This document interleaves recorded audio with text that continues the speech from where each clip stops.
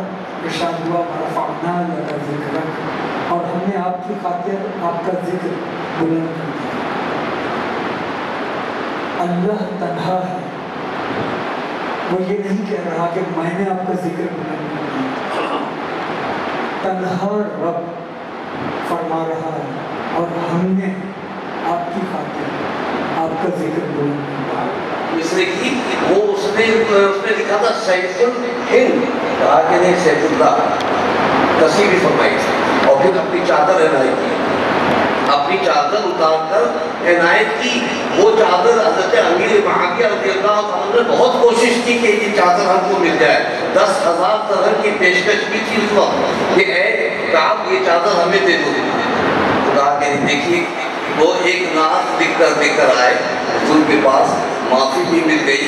अगर वो ना आती माफ़ी मिलती तो जहन्नमी होते, माफ़ी मिल गई तो सहाबी बन गए, जन्नती हो गए। हर सहाबी नबी जन्नती जन्नती, हर सहाबी नबी जन्नती जन्नती।